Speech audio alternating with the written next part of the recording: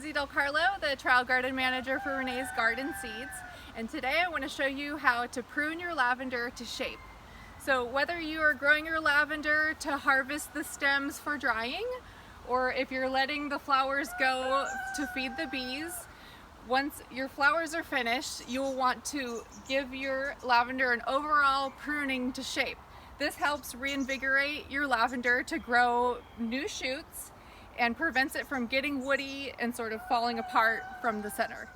You can see this lavender, I've harvested all the stems to dry, and I just rough cut off all the stems, and so I will go back through and give it a fine pruning to shape and reinvigorate it to grow nice new growth. So the way I do it is I open the plant up and I look down the stem to see the lowest point where I see new growth coming out, and I'll prune down to that.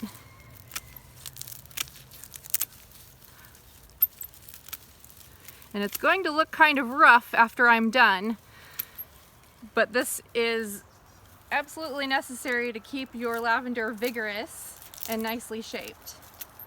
With these woody perennial shrubs, it's important to not prune too far into the old wood where you don't see any new growth coming out, because sometimes it is hard for it to sprout new growth from there.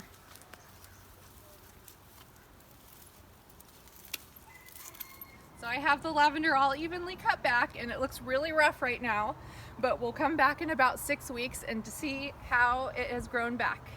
We are about 6 weeks after I did the heavy pruning on my lavender, and as you can see, it's pushed a lot of new growth on the plant.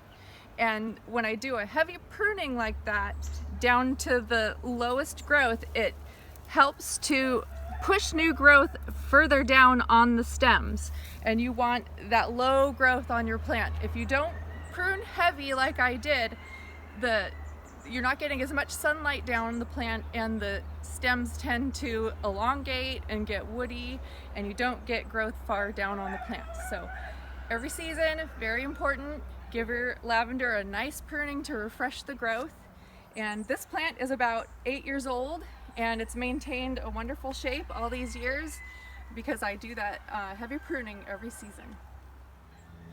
We have many different varieties of lavender available at Renee's Garden in different colors and scents. So when you're ready to try your hand at growing lavender as a perennial in your garden, you can go to reneesgarden.com and find them all online. Thank you for watching.